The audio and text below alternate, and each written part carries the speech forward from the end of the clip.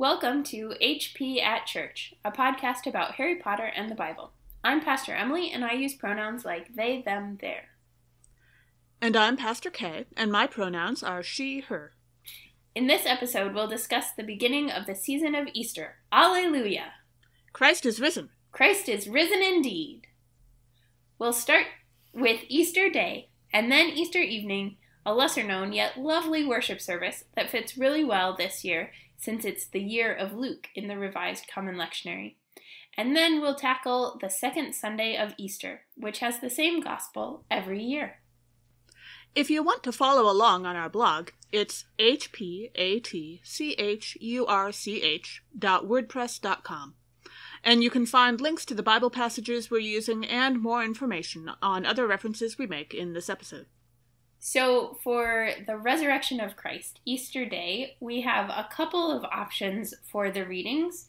And so we're including all of the options. You can use the Acts reading as the first reading or as the second reading.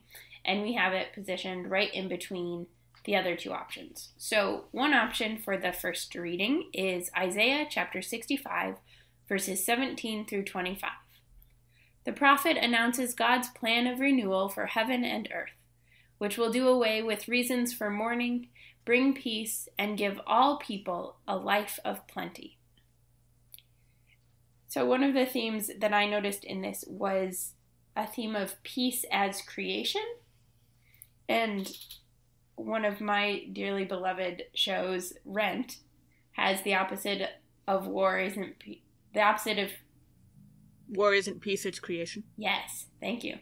Anyway, so I was thinking about peace as creation, and I think the place where I notice it the most is in the trio's relationship, when they finally kind of come to a truce and make peace after the incident with the troll in the first book. Then they begin to collaborate. They begin to create together plans and ideas for what to do and stuff. And I really like that idea because I think the relationship of the trio versus the relationship of Harry and Ron, it really is creation. Because Harry and Ron just, became friends like magic. It was easy for them. But with Hermione, they kind of have to work on it. They're creating something. There's effort there. And so that really does feel like peace as creation to me. Mm-hmm. In verse 20, we get the phrase, "No more shall there be an infant who lives but a few days." Now, we've discussed in this podcast before the difficulty of JKR's announcement that disability and chronic illnesses and so on just don't really exist aside from, special magical ones in the wizarding world, because magic can just fix anything that muggles have to deal with. That's definitely an issue, but I don't know that we've discussed the larger implication that wizards are just allowing who knows how many needless deaths among muggles which they could save, lives that they could save, in the name of maintaining their secrecy. Mm. I mean, all it would take is one very discreet wizarding nurse at a pediatric center, and how many children would get to live. I understand that they're concerned that if muggles found out that they exist, that they'd all wind up, dying in fires. And I can see where that fear comes from, because goodness knows we like killing people. I can't argue with that. But how did Hermione, not just lose her gourd over this discovery? I can't imagine that Hermione would go to St. Mungo's, find out that almost any muggle problem could be cured with magic, and then not say, but my aunt, but my cousin, but my best friend's uncle's dog, but whatever. Mm-hmm. And so on, and not have a total meltdown. I don't see her not doing that. Yeah, so I just started reading the next book, fanfic, in the Leftover Pendle series, which, just an FYI for those who have been listening to this podcast for a while, your spoiler about the last one, the Dissipation and Despair, was actually you had the wrong title. It's the one that I'm reading now. Oh, okay. where Harry does that. But it happens in there somewhere. Yeah. For sure. I've read them all so much I no longer know which happened in what story. So. Yeah, for sure. It definitely happens. But the one that I'm in now, they just had a conversation about Neville and Hermione were talking about it. It's before a particular wedding. And Neville and Hermione were talking about magic to ease the problems of the world, or like as universal goods and stuff. And they talk about this of like, there was like some guy that wanted to form a scouting troop at Hogwarts.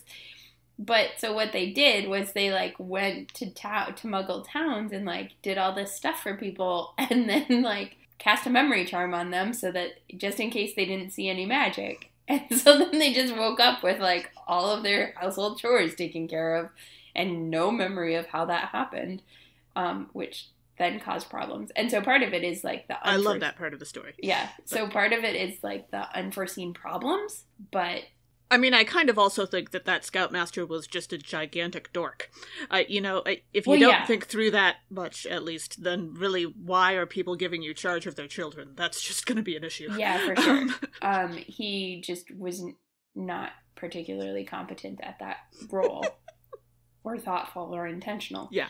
But that was like that was the example they used in the moment, but they had been talking about it before with other examples and stuff, and partly it is the, like, how do you do memory charms? Where do you find that balance? But you would think there'd be they have somebody, like, buried in the post office to catch all of the mail that's sent to Hogwarts, right? Like... Right.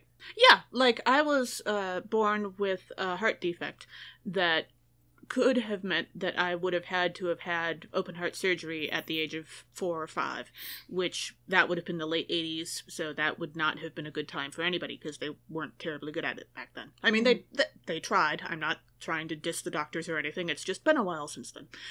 And my heart defect healed up on its own. They still don't know why. They weren't really expecting that. But, sometimes things just heal. I had a grandfather who had a tumor, and for a while there, it got smaller, and no one knew why. I've had several family members who have just confounded the medical community on so many levels. And that kind of stuff happens all the time, and I can't imagine that wizards couldn't pull stuff off like that.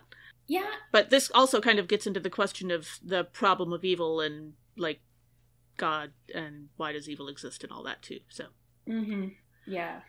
I was thinking about that same verse 20, and thinking about the length of lifetimes. So we know that magical people, witches, live longer than muggles.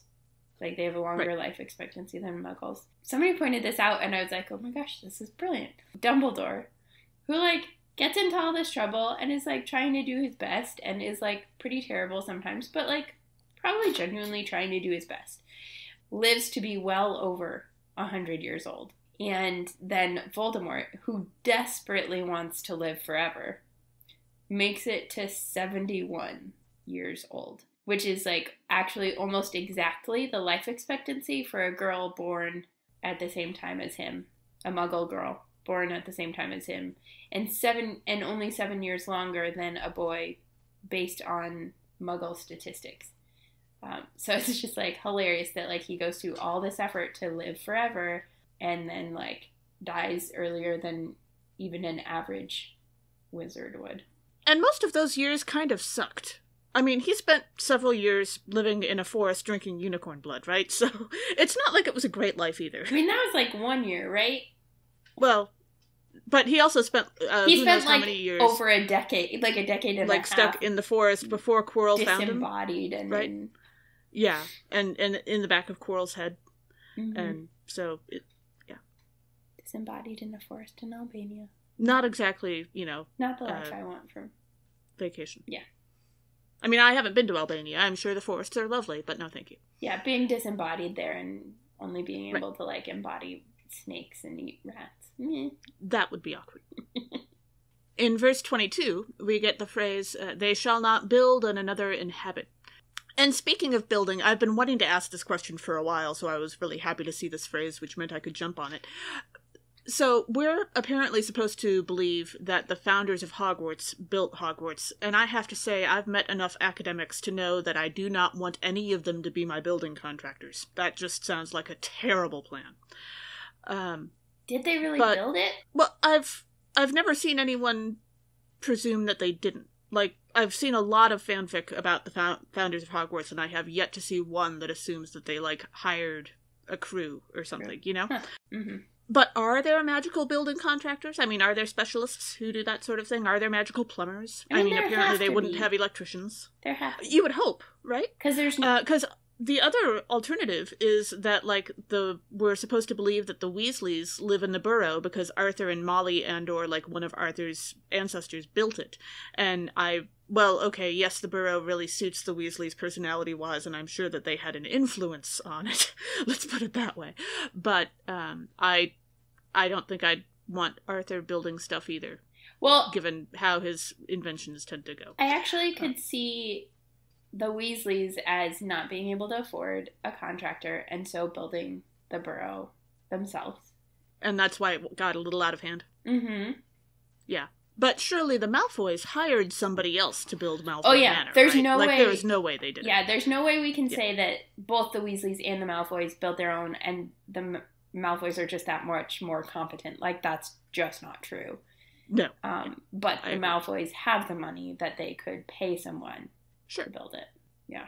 Yeah, because I love the Weasleys, and there's no way they could hire someone to build it. So it makes sense for them to do it, but it doesn't make sense for theirs to be the condition it is, and the Malfoys to be the condition theirs is, and nobody hired anybody to do either of them. Like, right. Yeah. Speaking as the child of a contractor. Yeah, no, my brother-in-law is a plumber, and I have the world's greatest respect for people in those kind of jobs, because I don't want to do any of them. Can you imagine, like, I mean, regular people plumbing problems are bad enough. Like a wizarding plumbing problem? Ooh. Oh my goodness. Yeah. I wonder... That's terrifying. I wonder if the founders of Hogwarts actually, like, didn't necessarily make it, but, like, guided the crews. So they gathered the people who knew how to build, right? Because this was going to be a magical school for all of the magical community. Right. And so they could gather all of the, like, current magical adults who have these gifts and skills or care, you know, like how churches do mission trips and, like, build a house, right? Sure. Like, or like a Habitat for Humanity type of build. Where they and if this was 1,000 years ago, the whole theory of the elite just grab the people they need and make them build something, that's kind of how the cathedrals all got built. Yeah, I mean, I would hope that it wouldn't be quite that severe. It might be if it were up to Salazar Slytherin, but I don't think it would be for Helga Hufflepuff. But I could see them saying, like, hey, magical community, we're going to build this school to teach our children and to teach future generations. Will you help us? And people being like, yeah, okay, I'll help. And then the, like, founders know what they want in the building, but they also get the help that they need to make it work. I wouldn't really want the founders to be my architects either, but presumably they could at least guide the architects. Yeah, they could say, like, we definitely need this many rooms or stairs or whatever. And, you know, come to think of it, it must have been so much easier, at least I would certainly hope, to install modern plumbing at Hogwarts than it would have been to install in, like, any other castle, because presumably magic helps with that sort of thing, right? Yeah, you can create space where there is no space. Right. In verse 25, I was trying to think about, I actually, like, pulled out my Fantastic Beasts and Where to Find Them, but I was trying to think of a, like, restating of verse 25, and so what I came up with: the red cap and the unicorn shall feed together, the yeti shall eat flame like the salamander, but the basilisk, its food shall be dust. I really like that, yeah. Right? Because it's, like, so perfect, because the red cap hates anything beautiful, and the unicorn is, like, the embodiment of beauty. Right. And yetis are scared of fire. And salamanders, like, live in fire and eat fire. And the basilisk is basically out to kill everything. Yeah. Yeah. Our next reading for Easter Sunday comes from the Book of Acts. This might, in your congregation, work out to be the first reading or the second reading, but most churches don't skip this one. They'll use this and one of the other two options. This reading is Acts chapter 10, verses 34 to 43. Simon Peter, gathered with some of the early church, delivers the elevator speech of Christianity, explaining God, Jesus, and the Holy Spirit in a nutshell. I love that it's the elevator speech, before elevators were a thing. Yes, although presumably Jesus could have known all about elevators if Jesus had wanted to. I mean, true, but Simon Peter's the one talking, not Jesus. Right. So, but he does a pretty good job. I mean, we're now past the part where the disciples are constantly screwing up and they're actually starting to get stuff right. So right, because we're in Acts, and so they're like mirroring Jesus and Luke. Yeah, now I have a side tangent. What would the equivalent be for an elevator speech? Like, what is something in that time that takes like 2 to 3 minutes where you would be like with someone else for 2 to 3 minutes? Having your feet washed when you come into someone's house. Ooh, the foot wash speech. He delivers the foot wash speech of Christianity. Because you're both standing in the foyer of someone's house. I mean, it's not really a foyer. They had other words for it. Probably not narthex. I don't think they had that word yet.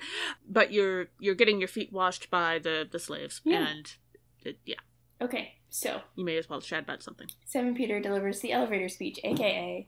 the foot washing speech. Which would really confuse people if we actually tried to use that, because then they think we were talking about other things. Monday, Thursday. Yep. So one of the main theme of this passage is sharing and spreading the good news and the news about what happened, and the way that Simon Peter is doing it with some of the early church. So then I was thinking about, how did the news of the Battle of Hogwarts spread to folks who didn't know the code for Potter Watch, right? At that point, Potter Watch was the only reliable source of news. And so if you didn't know the code to find the next Potter Watch, then how did you get news? Did everybody just send all of these owls or what? And then how do you get that news worldwide? And right. It would have had to have been word of mouth. And that is always kind of tricky. And I liked that Ms. Rowling used Potter Watch in the books because it reminded me of the history of the French resistance in World War II. I figured it was probably an intentional callback on her part. They used radio shows like that a lot and had secret radio shows from the UK that would broadcast into France. And you had to know when to tune in and what channel to tune into, and if you didn't, you had to find out from other people, and if you asked the wrong person, very, very bad things could happen. So it does show the difficulty of having a resistance force in an occupied area, which is basically what Wizarding Britain is at this point, and the struggles that would involve. Yeah, it's just kind of a funny thing to think about. How do you even get international news to each other? Do they have international correspondence for the newspapers? And if so, why is the rest of the magical world doing nothing while the magical Britain world is crumbling? You ask while America looks on as how many things are happening in how many countries, and we're not hello, have you seen our country lately? I'm also okay with us not getting involved given who's running the show right now, but because that would go badly. But it's not like countries haven't watched other countries crumble and not done anything about it before. Yeah, but there's the international there's the International Confederation of Wizards. And the UN? I know. The UN at least ostensibly, tries to do something. It's not our fault that the US keeps vetoing everything that they try and do. Well, it kind of is. I mean, okay, it is, because it's our country, but pick the person that sent to the UN. But in verse 34, we hear Simon Peter say, "I truly understand that God shows no partiality. Look, we have Simon Peter, who can't keep his mouth shut long enough to stop himself from denying Jesus 3 times the night that Jesus is actually being tried for treason." Even Simon Peter can come out and say that God is against pureblood supremacy, when, as far as we can tell, Albus Dumbledore and the vast majority of the professors at Hogwarts couldn't be bothered to say that it's wrong out loud. Ooh. This is not the ideal of humanity that we're talking about here in Simon Peter. He has his issues, but no, he can come out and say this. That actually reminds me of Church Clarity, which is, I mostly engage with it on Twitter, but it's this organization that is trying to get churches to be clear on where they stand as far as LGBTQ affirmation and women in leadership. Do they spend a lot of time yelling at Shane Claiborne? That's the most recent thing that's happened, is being like, Shane Claiborne, what do you actually think? But people have been yelling at him about that since I was in college. Right. It's been a long time now. But like that and Hillsong and right, like all of these churches that are like, oh, we welcome everybody. And then it's like, okay, so answer this question about LGBTQ people and their place in worship. Right. And it's like, we welcome everybody. And it's just like, no, you have to be clear on these things. But you can't actually get married here. Yeah, you have to be clear on these things. If you're interested in more about church clarity, I'll put a link in the blog. Also in verse 39, Peter says, they put Jesus to death by hanging him on a tree. I was thinking about the ways that people are condemned to particularly a shameful death by the powerful. And there's like, Umbridge tries to condemn Harry to death, in quotes, with the Dementors in Order of the Phoenix. She orders Dementors to go get him. And he's 15. I'd just like to point out that he's all of 15 years old and he's at that point. 15 years old, and she is embodying and enacting evil in that particular moment. But is there a shameful death in the magical world, or would it have just been like dying like a muggle? Right? Like dying in a car accident.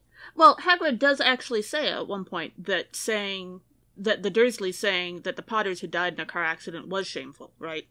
As though something like that would have killed them. Yeah. So, yeah, I would agree that a Muggle death would be. I would also say that I think Regulus's family would have been shamed by his death. I mean, I'm not necessarily saying that that's a truly shameful death. I'm just saying that they would have felt shamed by it. Yeah, that he particularly that he put the life of Creature before his own. Yeah. Yeah, they would have been horrified by that. Well, and, I mean, having the Dementors kiss was definitely a shameful thing. Right, because you're like, worse than dead. You're still alive. You just have no soul. Although, did you see, I think you maybe sent it to me? The thing with the two Dementors? Or was that on Facebook? Oh my gosh. I don't know what you're talking about yet. There is this great comic that's like two Death Eaters behind the scene, or not Death Eaters, two Dementors behind the scenes talking. And they're like, but there's two souls in him. If we could just get close enough to, like, kiss his forehead. They're like, I know, we keep trying. But we never succeed. We'll just have to keep trying. Nice. J-Lo. In verse 41, we hear, those of us who were chosen by God as witnesses and who ate and drank with him after he rose from the dead. Now, eating, particularly after the resurrection, was a way for Jesus to prove that, yes, Jesus was alive. Jesus was not a zombie. Jesus was not a... Brains. You're right. There's a comic that goes around from Tumblr, I think, that's been wandering around the internet for some years now, going through the list of various deathly and undead creatures and listing how Jesus isn't any of them. And finally it does get to one that he does resemble. I don't remember exactly how it goes. But, you know, Jesus is not a golem, Jesus is not a zombie, Jesus is not so on and so on and so on. Every time you say zombie, I'm just going to say brains.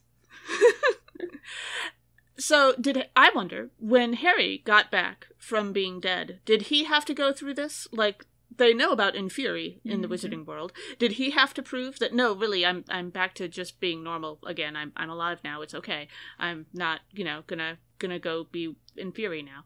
Were people surreptitiously checking him for a desire for brains? Brains. We seem to have lost Emily to zombiehood now. So, but yeah, that must have been awkward. Like, did anyone think it was weird that Harry got back from being dead and no one was even vaguely concerned that maybe he might have been changed into something else? I wonder if people realized that he actually died. Like, did people... There is that. It's possible like, that people... Hagrid would not care if he got changed into something else. Right. But it's possible that everybody else, like, just thought he'd somehow tricked Voldemort into thinking he had died. And, I mean, that's true. Hagrid even could have thought that. I suppose. Hagrid would have loved him anyway, but... Yes. Hagrid would have loved Harry as a zombie. Brains! In verse 42 and 43, speaking of power over death and the undead, Jesus commands Simon Peter and all the disciples to preach the power of Jesus over death. That he's the judge of the living and the dead, and that all shall receive forgiveness. And that there's just this, like, persistence of good news over evil, right? Like, that good news always persists past evil. Right. So creating resistance and connection persists. Like the DA galleons, right? They have these galleons for the DA, and even when the DA falls apart and his umbrage catches them and all of that stuff, they actually still use the galleons. And at first, like in Half-Blood Prince, only really Luna and Neville respond. Right. But then in Deathly Hallows, they're using those as resistance and as ways to keep connected and to communicate, even when, like, Ginny has to, like, disappear and not come back from Christmas break. And she, like, can send people a message and say that she's okay, which is awesome. Yeah. So one of the options for our second reading for Easter Sunday is 1 Corinthians chapter 15, verses 19 through 26. Paul explains that Christ's victory over death will lead to the final destruction of death, and that all will be made alive in Christ. One of the ways Paul talks about this is by talking about the first fruits. And so I was thinking of what the first fruits were in the Harry Potter books. And Ginny is a first fruit. She's one of, like, her generation. Beginning basically with her is like, the war is over, let's have babies. Kind of baby boom stuff, which is like my parents' generation as well. Right. But then I was also thinking about, like, when Luna, Ollivander, Griphook, and Dean are all released from the Malfoy's dungeon, that is a first fruits. That's the beginning of the end, where Harry's getting answers and getting stuff and getting free, and they're actually, like, getting all of the leads they need, starting to get all of the leads they need to destroy the Horcruxes. Everything is finally starting to work. Mm-hmm. In verse 21, we hear, "For since death came through a human being, the resurrection of the dead has also come through a human being." Now, it sometimes takes real work to convince people that, yes, Jesus was just as human as any of us, and dealt with normal human things, which, in my experience, can lead to getting called a blasphemer in a coffee shop, always a good time. Ooh, that's no fun. Just the once. I mean, arguments in coffee shops regularly, but just getting called the blasphemer the once. So far.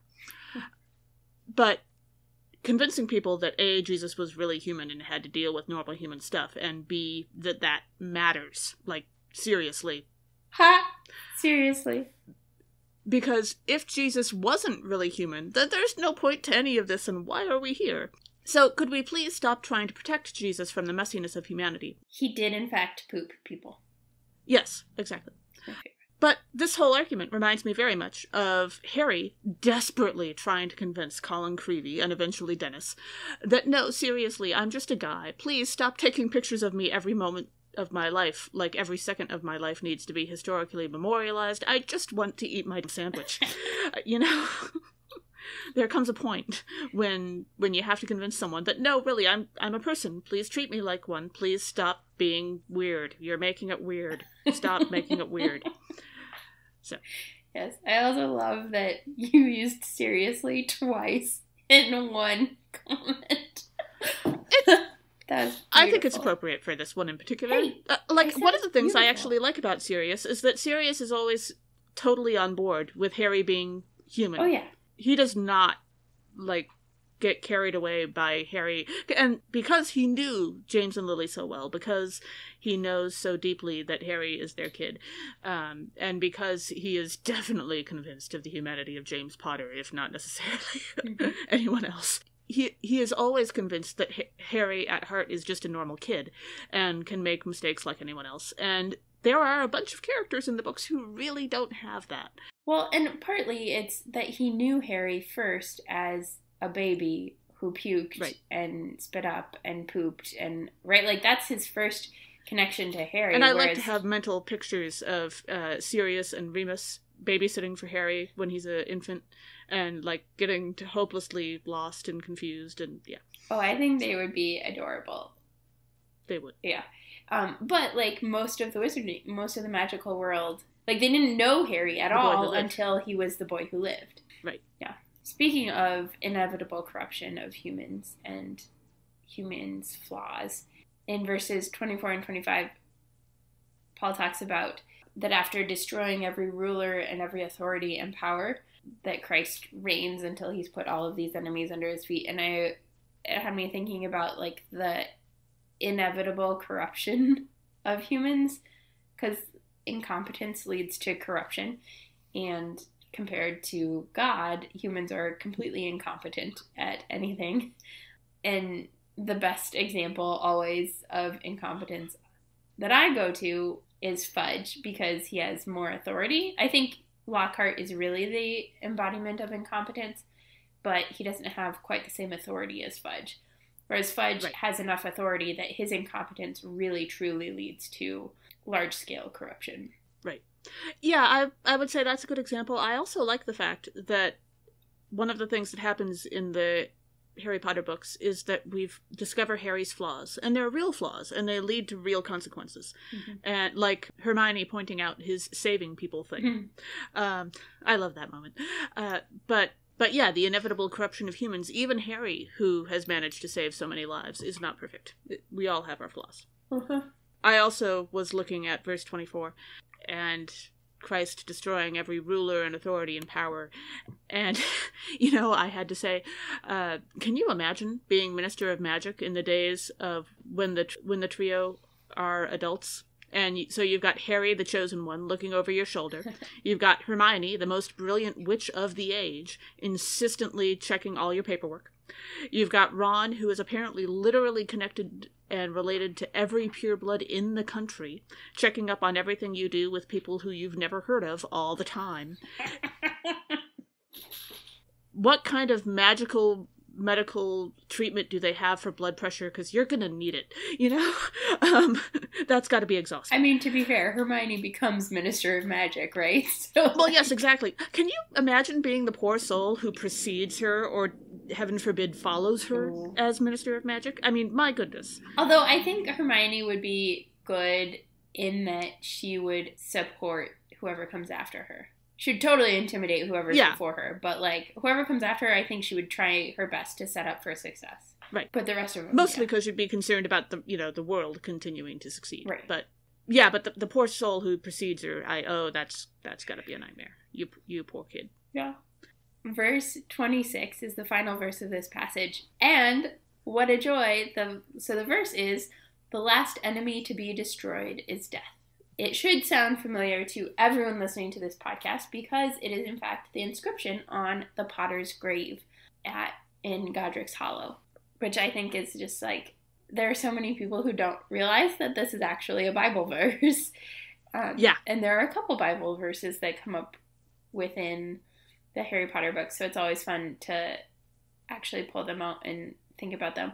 And to think about, even Harry, when they're looking at the grave, and when he sees that, he says, oh, this feels Death Eater-y.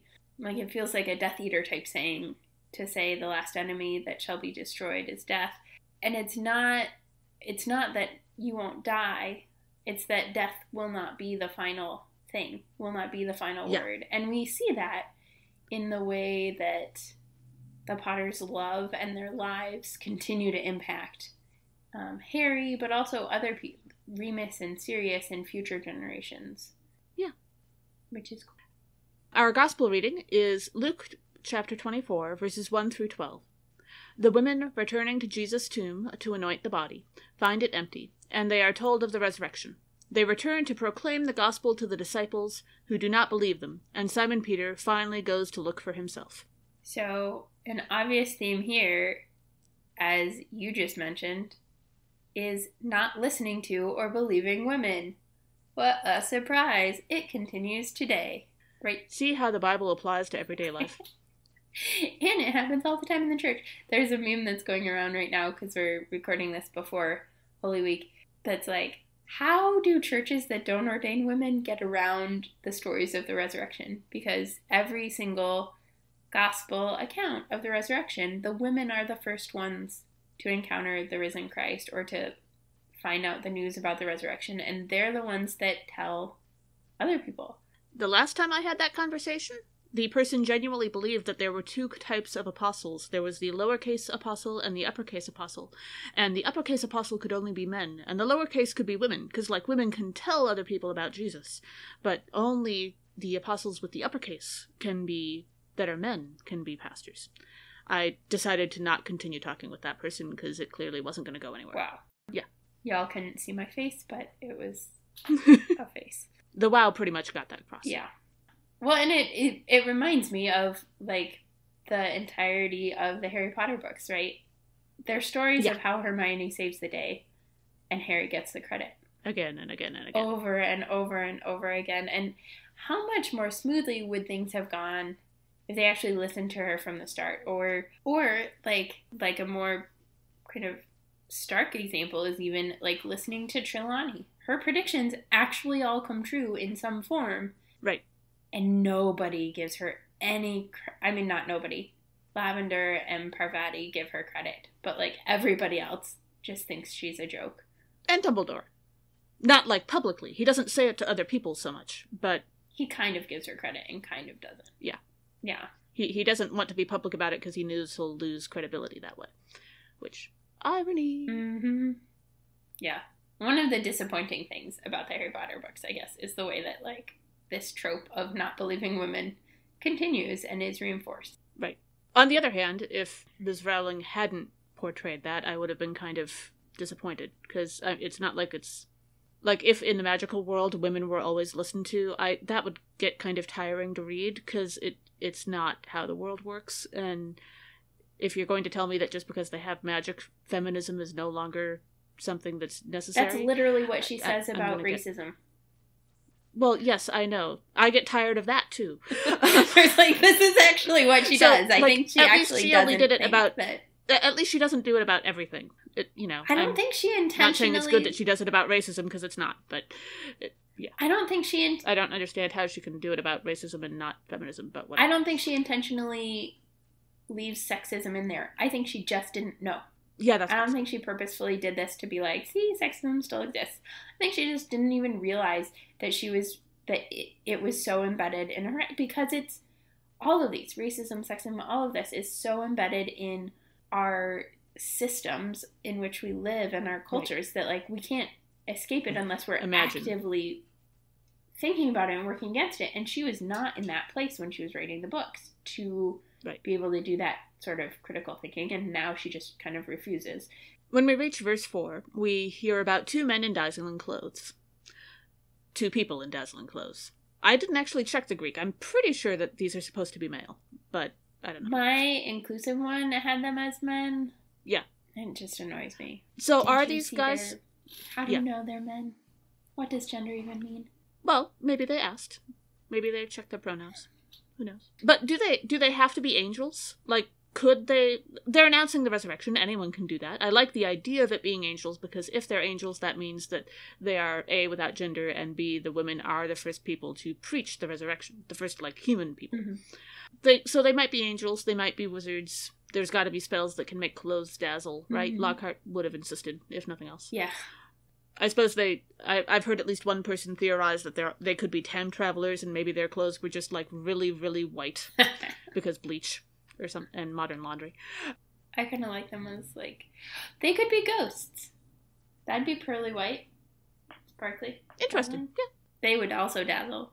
In verse 6 and 7, the angels are the two sparkly beings reminding folks, right? They're reminding the women, remember how Jesus told you this and this, and what if they're Hermione?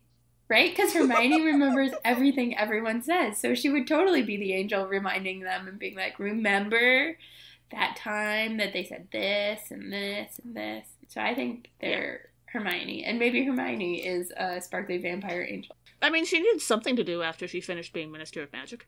It's true. Our theories are getting more and more, like, over the top. It's great. But it's Easter, and that's what it's about. Over the top. Right. Celebrations of joy. Yay. Okay. We'll get to Holy Humor Sunday in a little bit here. I've never actually participated in that. It's never been... I sort of did one once. It's fun. That's what I've heard. In verse 11, when we hear that these words of the women seemed to the other apostles as an idle tale, and they did not believe them. That reminded me specifically of Prisoner of Azkaban, more so than Goblet of Fire and Order of the Phoenix, when Hermione and Harry and Ron's truth about Sirius, Dumbledore was like, they're never going to believe you. The word of 3 teenagers against Snape, and of 3 teenagers and a werewolf who currently cannot be located. And Snape against Snape wouldn't be believed. And so then they created a workaround. And it made me wonder what it would have been like if Jesus had just refused to appear to anybody but the women until the men finally believed the women. Or like more women and more women and more women. And just women. Yeah. That would have been brilliant. I like to think in that case Thomas would be one of the first ones to believe. Yes. In verse 12, we hear, and then Simon Peter went home, amazed by what had happened. When the women found the empty tomb, they immediately go find the disciples and tell them right away. First thing. Mm-hmm. Simon Peter, on the other hand, goes and finds the empty tomb and realizes that the women were right. And then completely forgets about telling everybody else that, no, really, the women were right. And he just goes home. As in, is not immediately inspired to preach at all. Mm-hmm. Right? Oh my goodness. Much like, say, Fudge realizing that Voldy really is back, and instead of being inspired to go say, hey, I was wrong, pay attention to these kids, he just sort of uselessly stands there. And the only reason he actually probably does anything is because there are a bunch of other ministry officials who also are coming at that exact same time. Right. To see. And then it's like, oh, right. Simon Peter gets better later, but he's not really all that impressive right at this point. Yeah, and we'll see that, we'll read that in our next gospel for Easter evening, too. Yeah.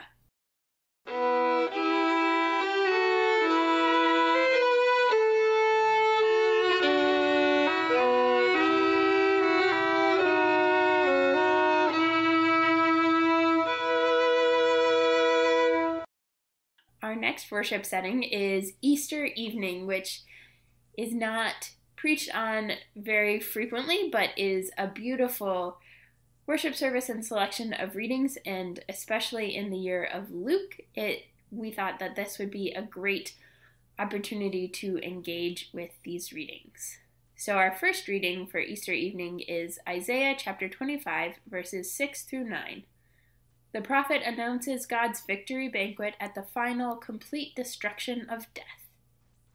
So a pretty obvious theme for this passage is celebration after sorrow, and the ways that people rejoice when there has not been anything to rejoice over for a long time. And so that made me think of the shooting stars that were seen over Kent and Yorkshire and Dundee in the first Harry Potter book in the first chapter, when the news has spread that Voldemort's gone. And even when Professor McGonagall and Dumbledore are talking about it, she's complaining that the secret's going to be blown.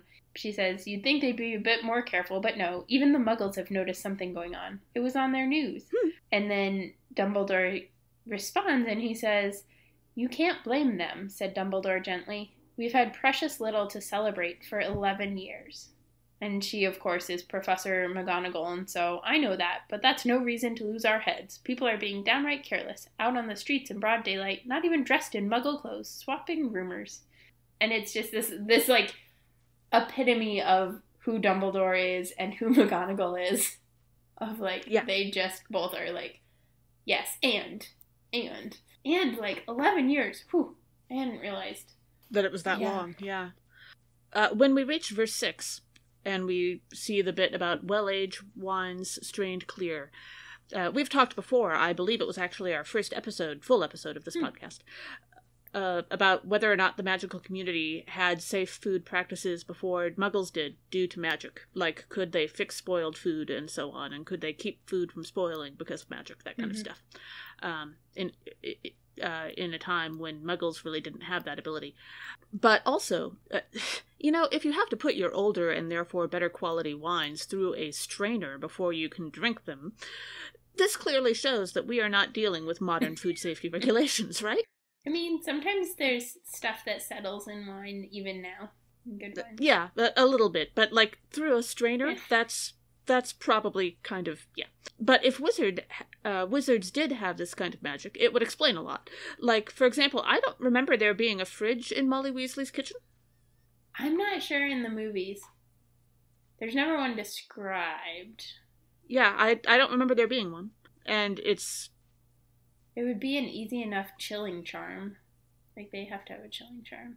Cooling charm. Right, but you could also just chill each individual piece of food, and then you don't have to have a particular thing. Yeah. Whatever, I don't know.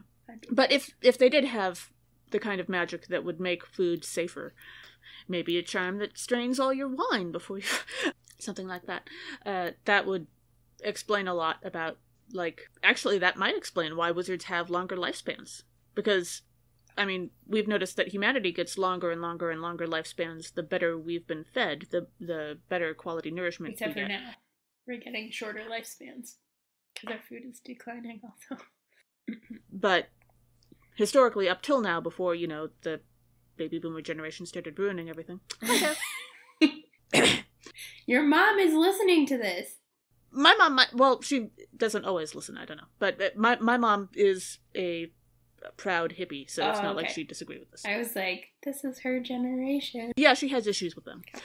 But yeah, if they had that kind of magic way back when, and were able to have better food and better nourishment and better health in general than Muggles were, that might actually explain why their lifespan is so much noticeably longer than Muggles, because they've had a better quality of life for so many generations. Mm-hmm. I was not thinking of refrigeration when I read about well-aged wine strained clear and the feast that was spread. That's okay. But I was thinking about the feast, like a feast in the face of death, because that's kind of where it went, that it's literally a feast to celebrate the destruction of death.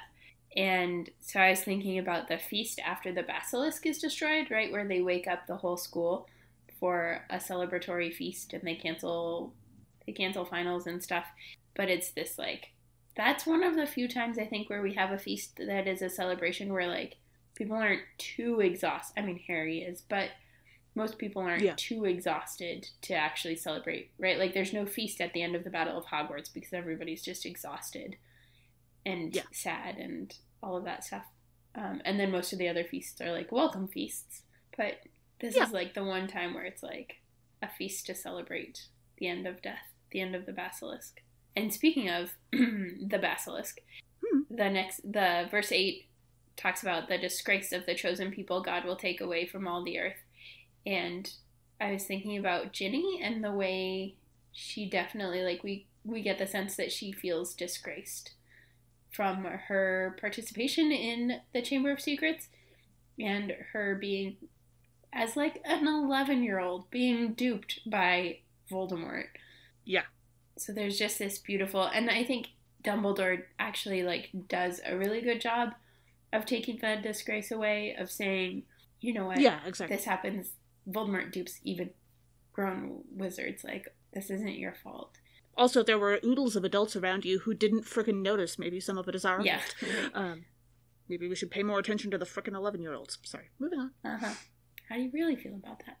It's just, I have actually been in charge of 11-year-olds for brief periods of time in real life, and yes, you really do have to kind of keep an eye on them, because otherwise they will make things explode even without magic. Mm-hmm. So, yeah. But that, right, like, he even offers her hot chocolate, I think. So there's just this beautiful, like, that image of Ginny's disgrace being wiped away is just, like, super beautiful in this passage.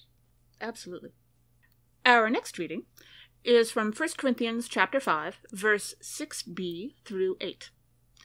Just as the Jewish people remove all yeast from their homes at Passover, Paul instructs Christians to remove all malice and evil from our hearts, to make room for sincerity and truth. So, one theme here is how insidious and sneaky evil is. Right, like, thinking about it as yeast, that, like, just the teeniest, tiniest bit gets everywhere and infests everything. Isn't that sand?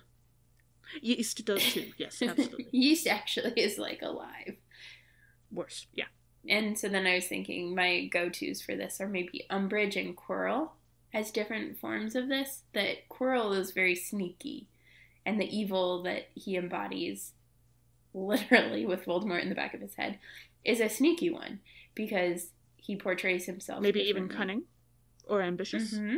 But then, like, Umbridge's, the way that she embodies evil is just, like, insidious and, like, with this, like, really high-pitched laughter and performative femininity to mask the, like, depravity. Yeah. Who was it?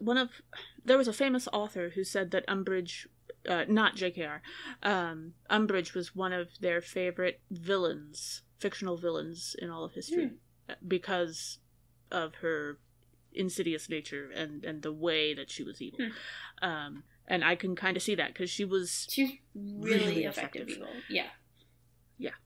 So speaking of yeast, in verse 6, if cooking is an art where you can change things up a decent amount and you can still get something decent to eat in the end, and baking is a science because you have to be a lot more careful about following the recipe, and there are a lot more rules about what you can substitute for something else, that kind of thing. I have friends who claim that bread baking in particular is science mixed with faith, because it's not just that you have to follow the recipe exactly, you'd also better pray. There are a lot of things that can influence your bread baking that you have absolutely no control over, and you won't be able to tell whether or not they've had an effect until the whole thing is done. So best of luck to you. And it is just way less forgiving of mistakes or changes than regular baking even. Like, I cheat because I have a bread machine.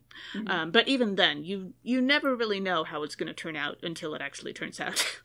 I have gotten some bread that my beloved husband and life partner refers to as an eldritch horror from the world beyond. Because, sometimes it just does weird things and you don't know why. Yeah. And I wonder how magic impacts all of this for Molly Weasley's cooking and baking and bread baking. Is magic bread easier to get to rise properly? Can you control things with magic that you can't control the Muggle way? And is there a spell that can make yeast behave properly? No. If there were, she'd use there are it some on things that are the just twins. beyond yeast. Well, yeah, I always wonder how magic impacts the everyday stuff, and Molly's ability to cook for a huge number of people and still apparently have some free time is remarkable, even with modern technology, if she had access to it.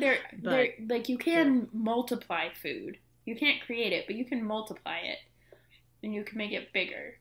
So she could make a small amount and then... Right, but I was thinking more like, I know she has an oven in her kitchen, even if she doesn't necessarily have a refrigerator. I get the feeling that there are, like, spells that can... If you're making a pie, you can get the dough to sort of turn itself into a lattice with the spell, probably. So that you don't have...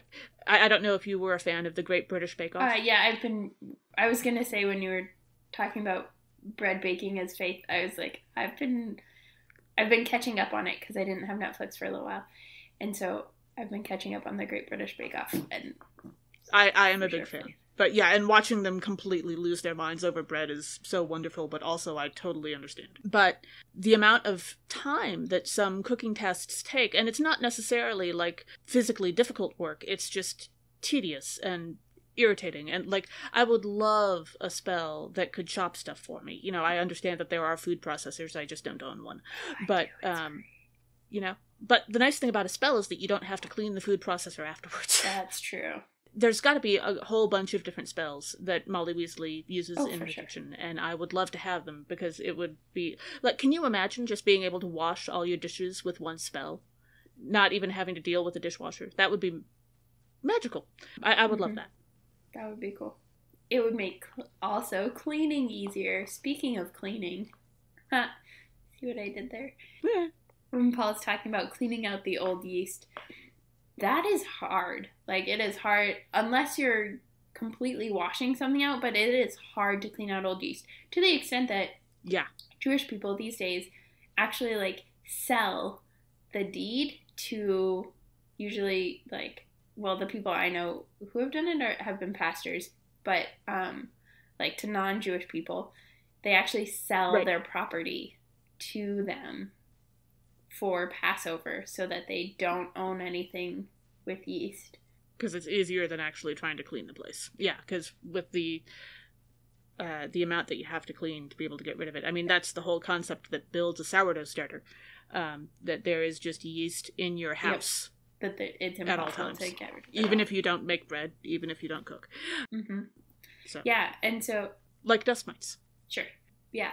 And so I was thinking about how that, like, it would have been that hard also to clean out the Ministry of Magic after the First World War. Like, they didn't do a good job cleaning, so they didn't actually wash the whole thing completely, and the yeast could still take hold. And so they still had former Death Eaters working in the Ministry of Magic, and they didn't go through trials in proper ways and all of that stuff.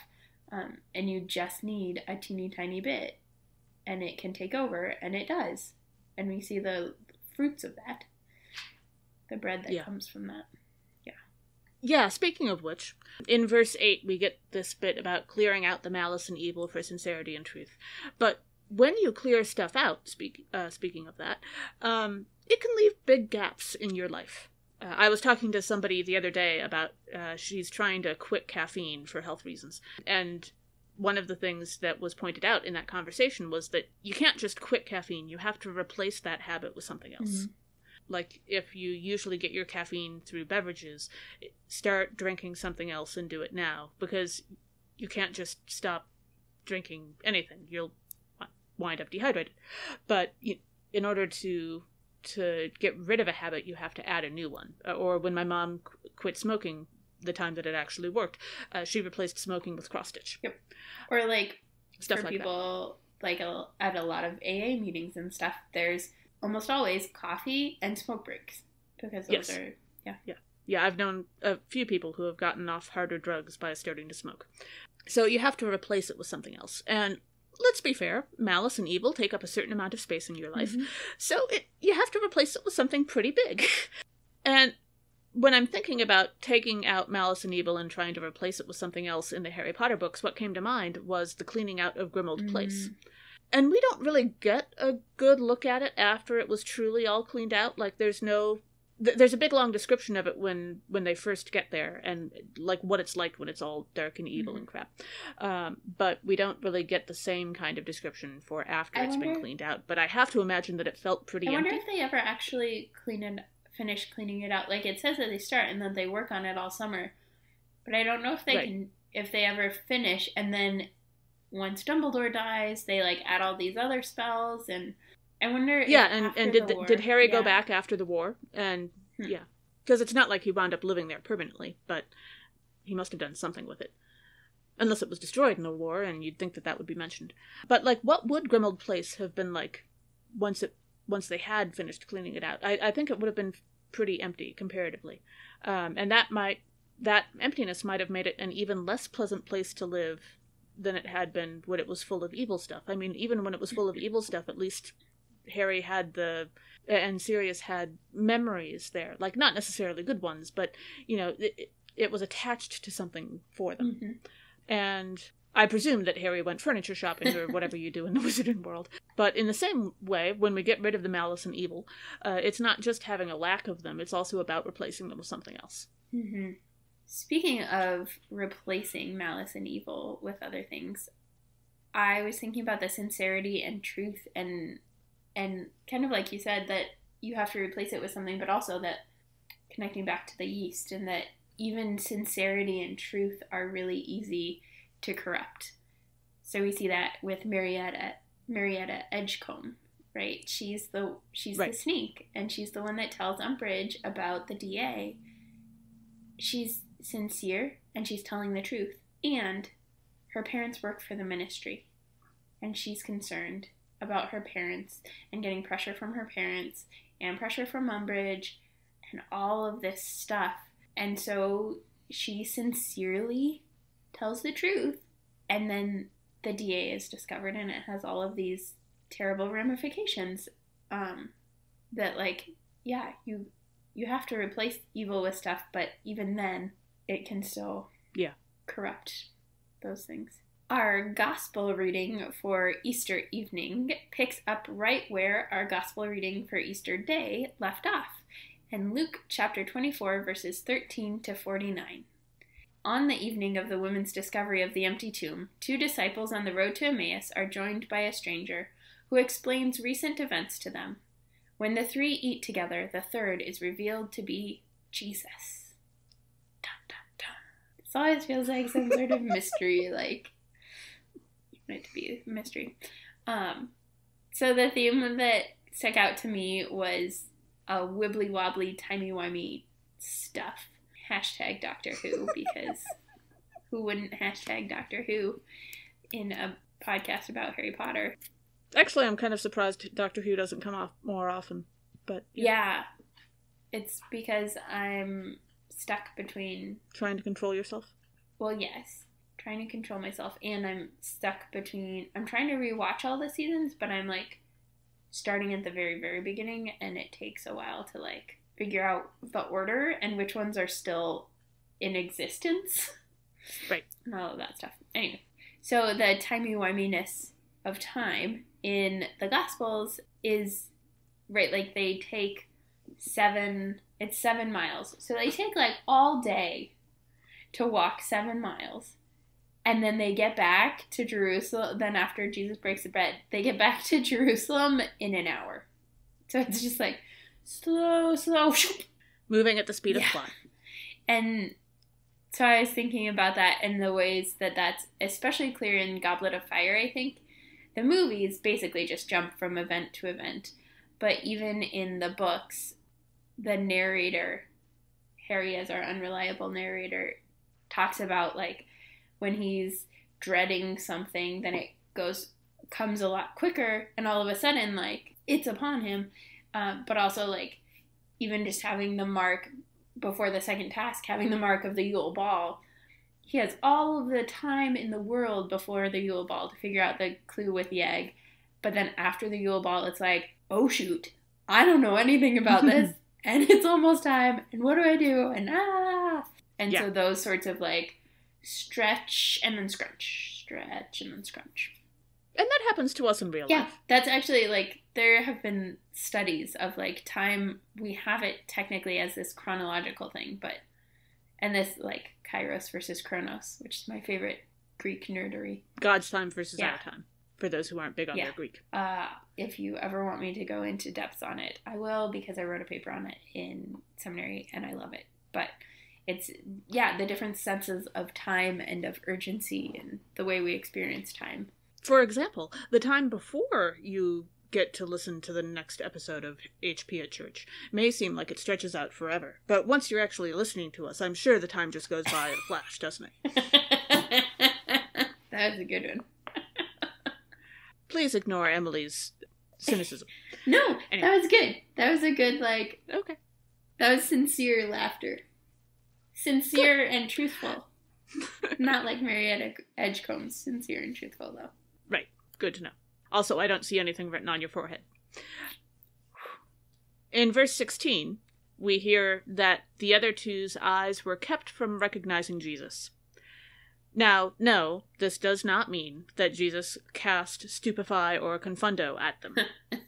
That's not actually in the Bible. Now, that doesn't mean that Jesus didn't do that, I suppose.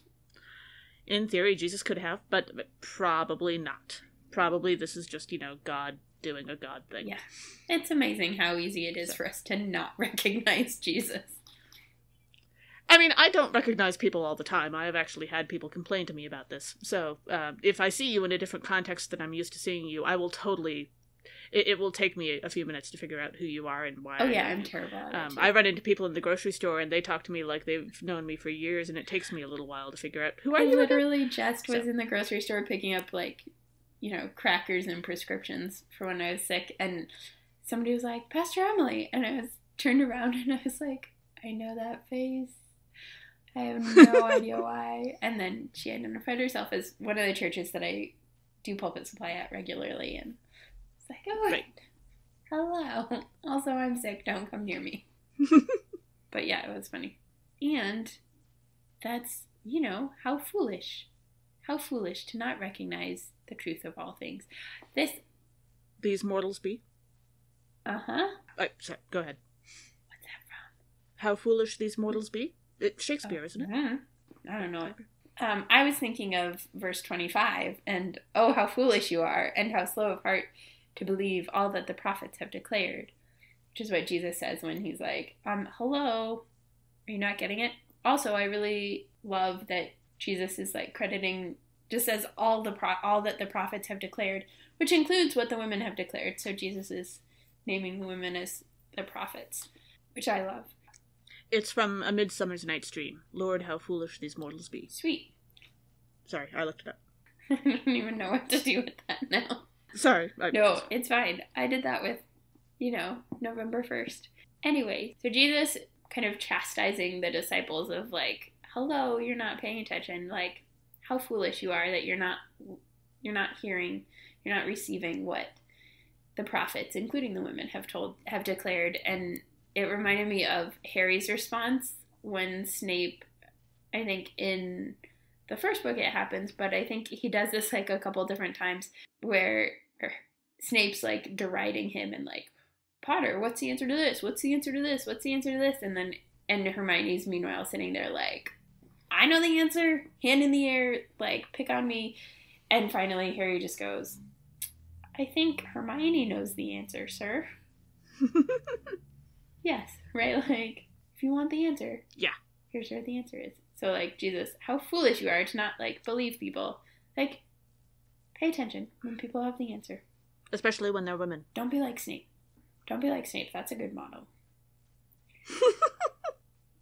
Yeah.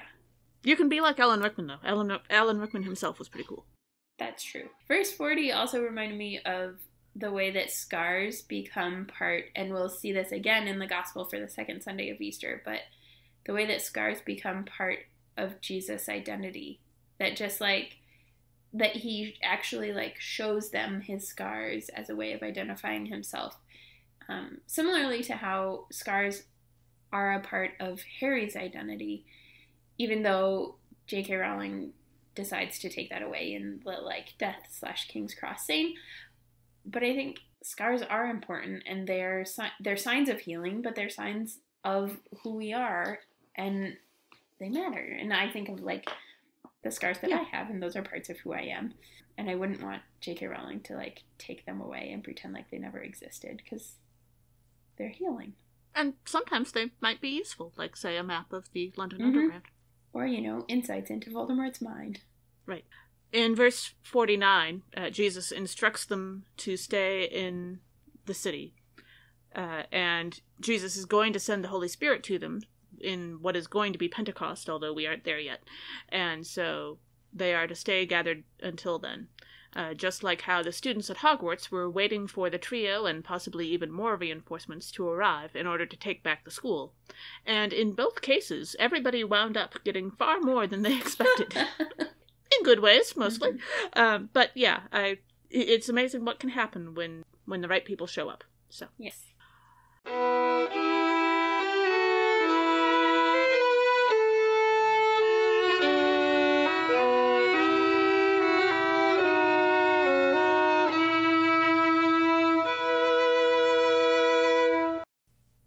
Our final worship setting for this episode is the second Sunday of Easter. Now, the gospel story for the second Sunday of Easter is always the same, doubting Thomas. Don't but sometimes doubting. This Sunday... It's just Thomas. Sometimes doubting is a good thing. Yeah, but he's not. He's actually disbelieving. Hashtag Greek. Well, he's asking questions. Questions are a good thing. But anyway, the story of Thomas. But sometimes this Sunday is also celebrated as Holy Humor Sunday, the idea that Easter is the best joke that God ever pulled on the devil, and that we can celebrate humor and God's gift of humor to us in worship. So your congregation may do any number of things with this day. It's also, among clergy, known as a low-attendance Sunday, because everyone came to Easter, so no one tends to show up the following week. But this is actually one of my favorite sets of scripture during the church year, and I love the many, many different things that you can do with it. So, our first reading for this Sunday is from Acts chapter 5, verses 27 through 32. Simon Peter's response to being arrested for preaching the gospel is to preach the gospel to the religious authorities who had him arrested. Typical Peter. Yeah. So one of the themes of this is the trial, is like being put on trial. And especially the like being put on trial for a thing and then doing the thing that you're put on trial for, right? Like Harry is put on trial in the Order of the Phoenix, and technically it's for using magic underage, but really it's for saying that Voldemort is back. And so for both him and Dumbledore saying it. And so, of course, what does Dumbledore do in his defense of Harry? Say that Voldemort is back. The exact thing that he's trying to get him out of trouble for, which was great. Very effective. Yeah, in verse 27, when we hear that they had them stand before the council, I definitely flashed back to Harry in front of the Wizengamot. And come to think of it, I have to say that wizarding robes are probably closer in appearance to biblical apparel than modern Muggle clothes. Definitely. At least somewhat, although please don't necessarily picture the costumes that your church may use for Bible skits when we're thinking about biblical apparel. That's not biblical. That's church. Yeah. That's just cheap burlap and polyester. But generally. But the way that wizards dress and biblical apparel are not that far apart in some ways. So I think that's kind of interesting. Yeah, I like that. I hadn't thought about the, like, clothing aspect of that. Verse 28, when the religious authorities are like, we gave you strict orders, reminded me of Umbridge and her emphasis on, like, giving orders in the educational decrees. And this is especially exaggerated beautifully in the movies, where, like, there's a whole wall of educational decrees, but we even hear her like yell, "I will have order," and so it's just like hilarious that like they're so insistent on the orders, and yet nope, there are more important things at play. Good luck with that. Speaking of more important things at play, Peter, when he is responding to the religious authorities, names that his obedience is to God more than any human authority, and this is actually I took a developmental psych class in college, and one of the things that they talk about is the, like, stages of moral development and, like, why you do things, and if it's to, like, avoid evil or do good or follow the rules or not break the rules or whatever. And the highest level of moral engagement, which is really difficult for people to achieve, is actually this level that Peter's at, where there are human laws and there is a higher authority. There is a higher moral guide at play than... Right. It's not just about avoiding jail. There's something more important and that's a bigger moral guide.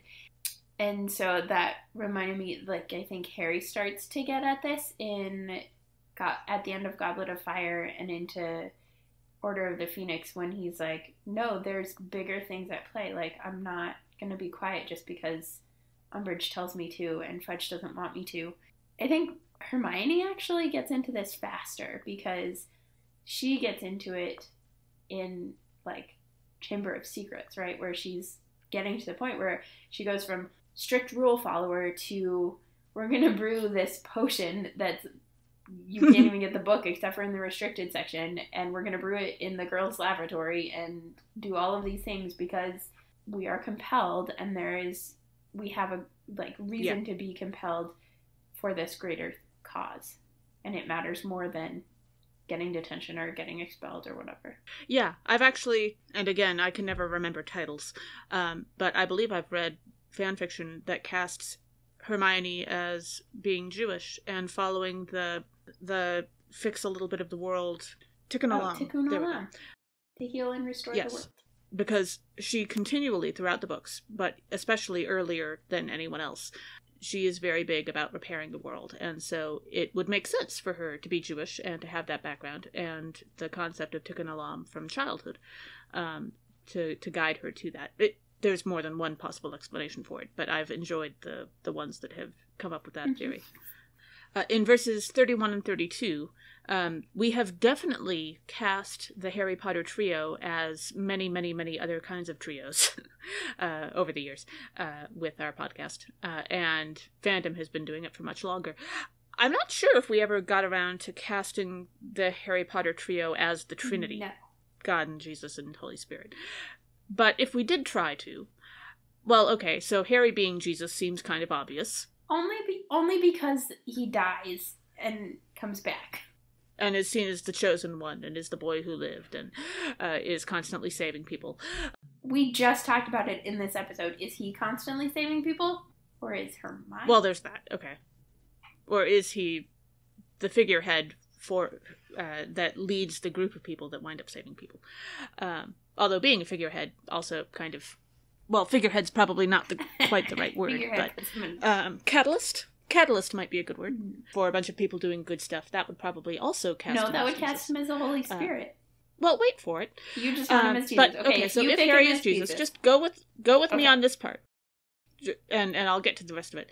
I would say that puts Hermione as the Holy Spirit, because as we have discussed in this very episode, she is the very practical aspect, the doing stuff aspect of the trio. She's the one who figures out how to brew the polyjuice potion. She's the one who figures out how to put all their stuff into a very fancy handbag. She's the one who comes up with the blue fire that she puts on Snape's robe to distract him during the... Okay. So, again and again, she's very practical, and she's out there doing stuff in the world all the time. I also like that because it fits nicely with the Holy Spirit being the most feminine part of the Trinity. Many people call the Holy Spirit she, for various grammatical reasons in Greek and Hebrew. And that leaves Ron in the position of creator, which I know you're going to freak out about. But I think it does fit, because he was the one who spent most of the books introducing the other two to the wizarding world. Mm-hmm. And it's not that he created the wizarding world, but he was a key player in creating their experience of it. All right. Okay. I actually appreciate that characterization of Ron as creator, because I was having trouble with Ron. I actually think... I think Harry as Jesus is, like, the easiest thing. And... therefore, I don't want to do it. But I think... You're not contrarian at all. No, not at all. But I think Hermione could be Jesus because she is out there doing stuff. But also, like, she definitely embodies wisdom in a way that Harry doesn't. And especially in the Gospel of John, when Jesus is the Word made flesh, Logos, that's supposed to connect to Sophia, wisdom, in the Hebrew Bible. And so that idea of Jesus as wisdom incarnate really connects with who Hermione is. And Jesus is doing the signs, is doing the practical things.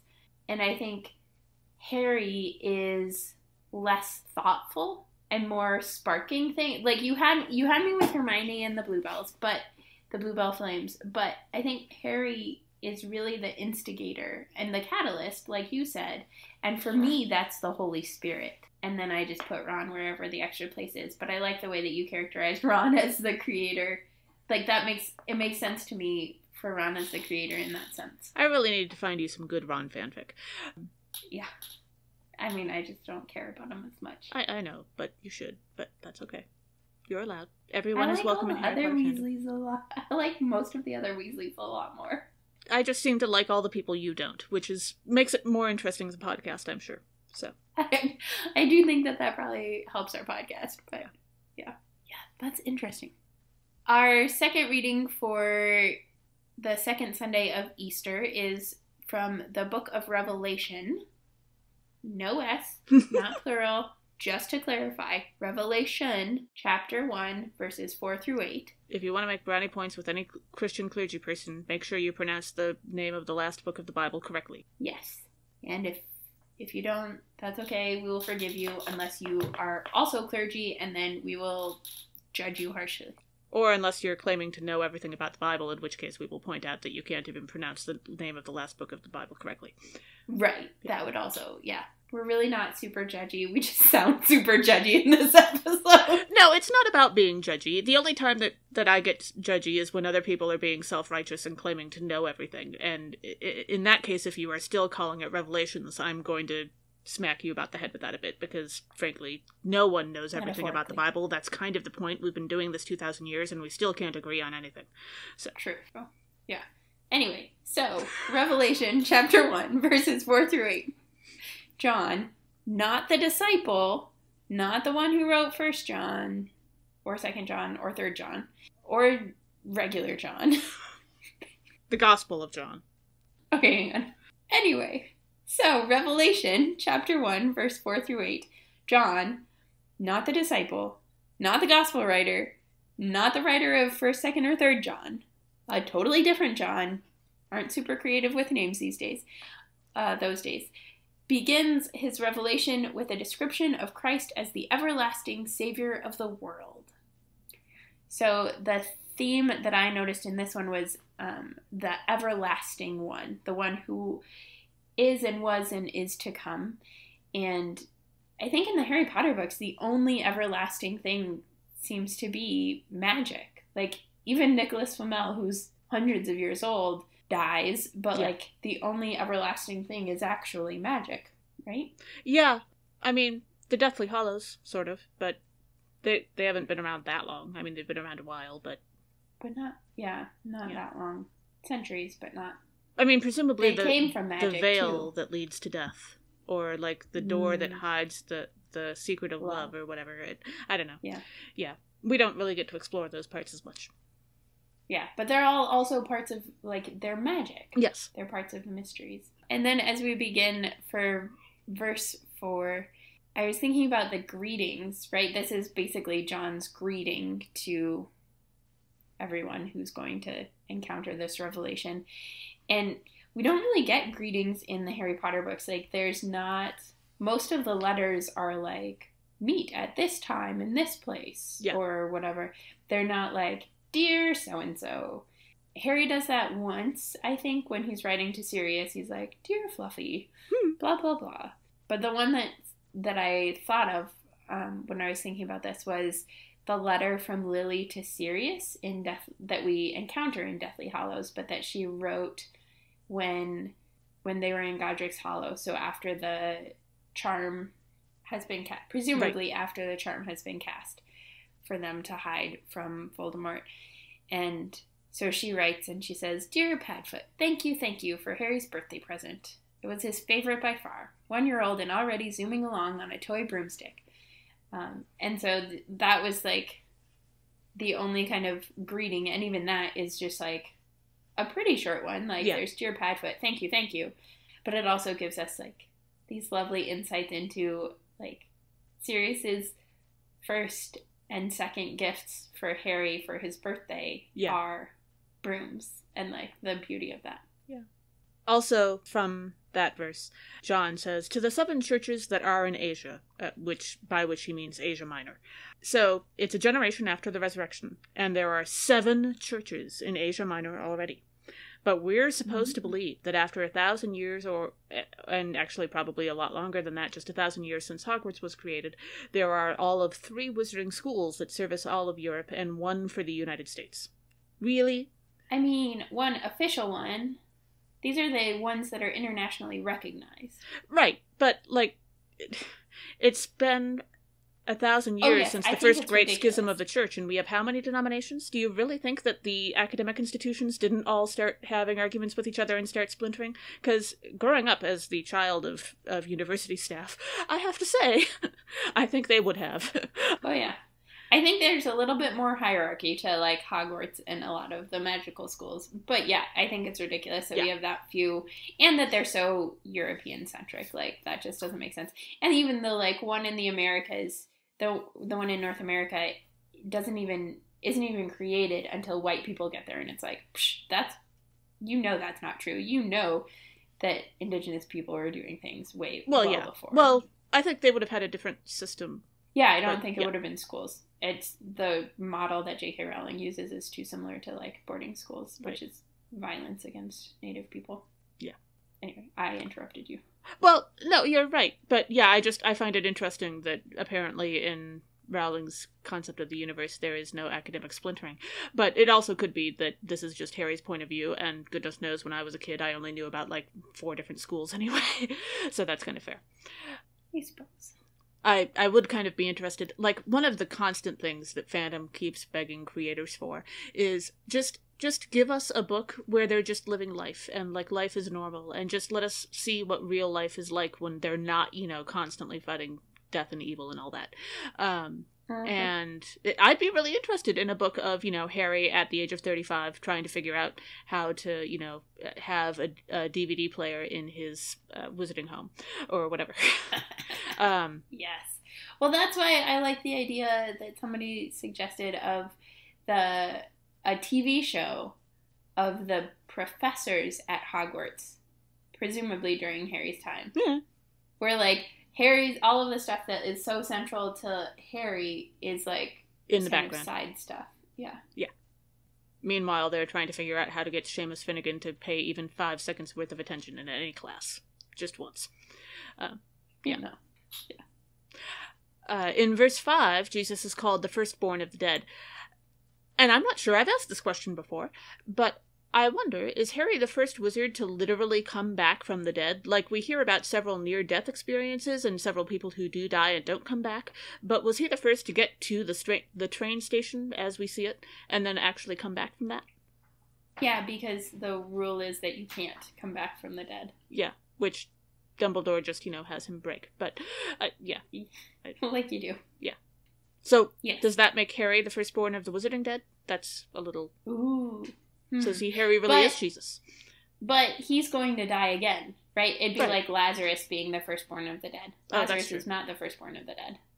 That's fair, yeah. Jesus both stays dead and is alive. Right. Yeah.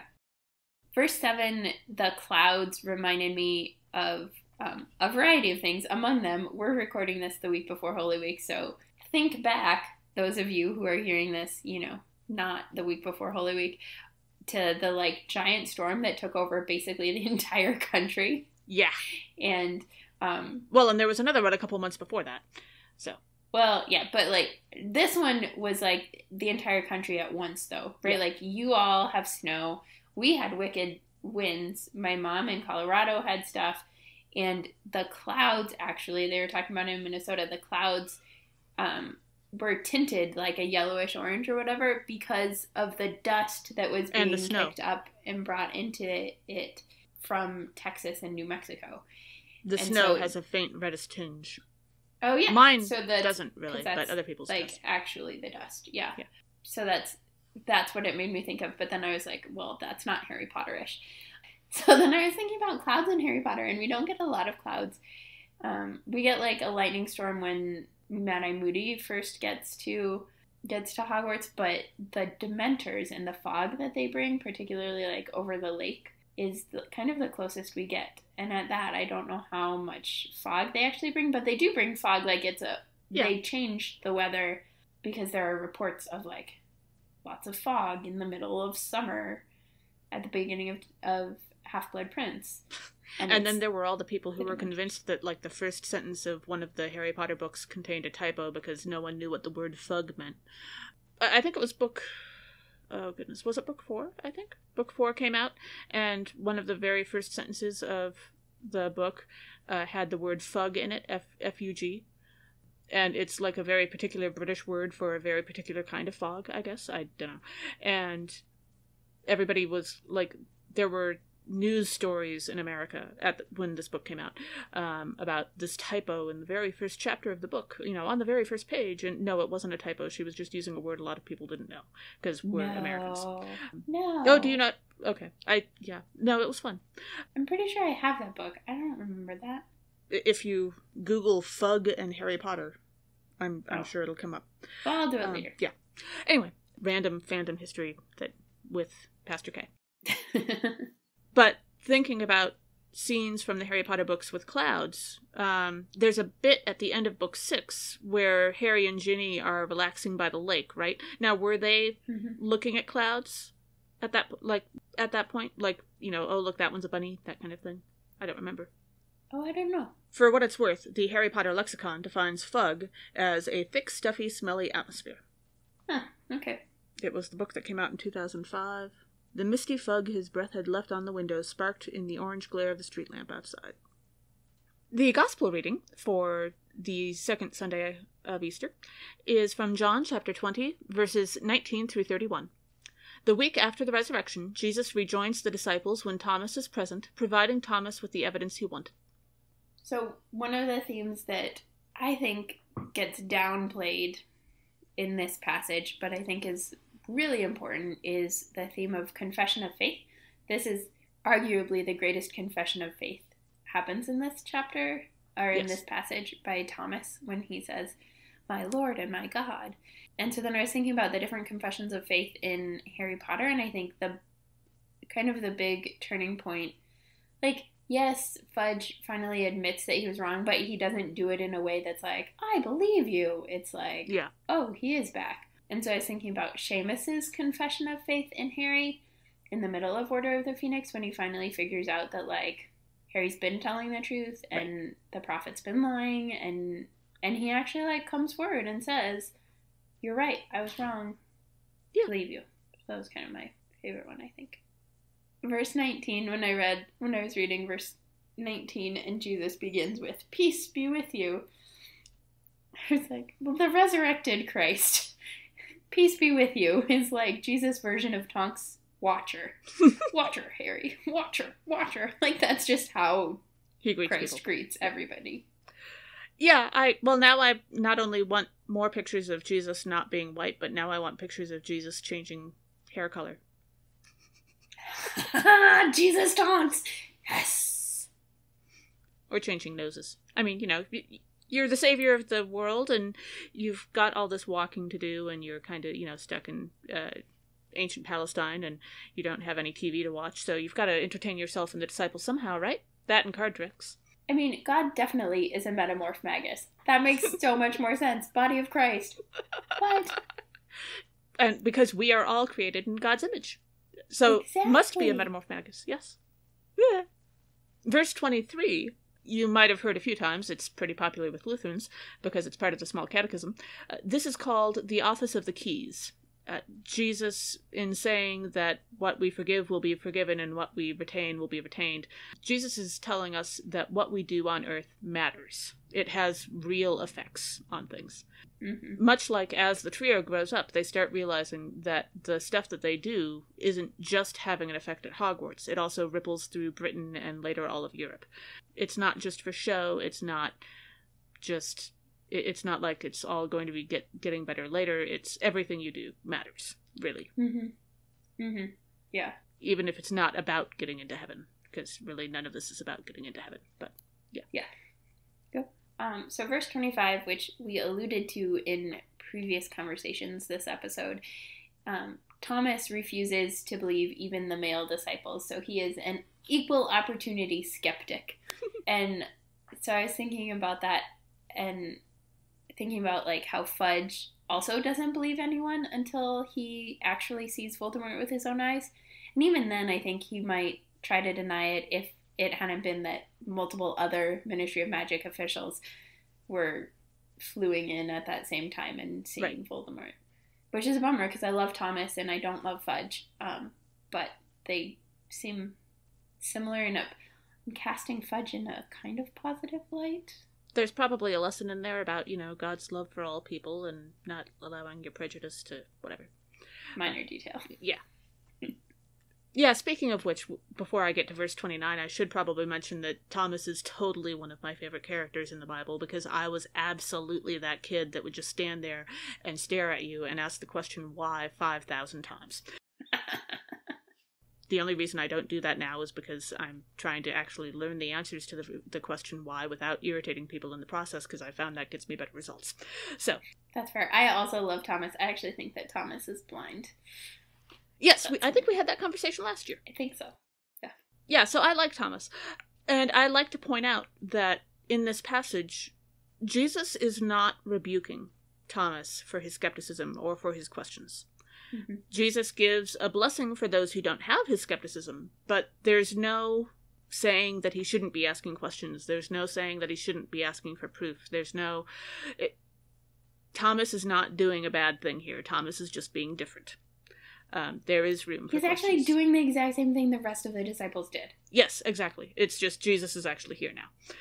So, similarly, Harry and the trio definitely, throughout the books, react very differently to those who are asking questions in good faith versus those who are trying to trip them up and cause trouble. In neither universe is asking questions a bad thing. Mm-hmm. That is always welcome and a good thing, and goodness knows Hermione was very fond of it. So I just like to say that there are people in the church who are in favor of questions, because there are plenty of people who haven't heard that lately. Yeah, questions are important and valuable and valid and amazing, and yeah, my favorite Paul Tillich thing is that doubt is not the opposite of faith, it is a necessary component of faith. Yes. Thanks for joining us. Catch us next time when we discuss Harry Potter connections to the scripture readings for the next several Sundays in Easter. This podcast has been produced by us, Kay Roloff and Emily Ewing. For more fun, check us out on Twitter, Facebook, and WordPress, all at HPATCHURCH. Or contact us at hpatchurch@gmail.com. This season, we're also putting our episodes on YouTube, where you can listen and see subtitles, so make sure you let your friends know and search for us. Also, if you like what you've heard, rate us or leave us a review on iTunes, Facebook, or wherever you catch your podcasts. And if you like what you're hearing, please consider becoming a patron on Patreon at patreon.com/hpatchurch. Not only do you get access to special insights or mentions on our episodes, but you'll also be helping us be more accessible and sustainable as a podcast, which is important to us since not everybody has a quick quotes quill. As the ancient Christians said, Pax vobiscum.